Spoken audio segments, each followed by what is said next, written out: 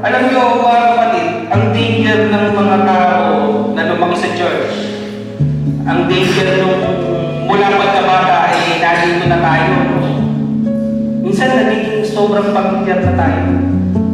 Minsan nagiging mga ritual sa atin. Minsan naghahanap na talaga tayo ng something new o something to touch our heart. Kaya nga ang panawagan ni Apostle Paul, mga kapatid, gumising. Maybe, no? May mga panahon na natutulog talaga tayo. May mga panahon talaga na ang hirap mag-penetrate ng salita ng Diyos sa ating mga puso.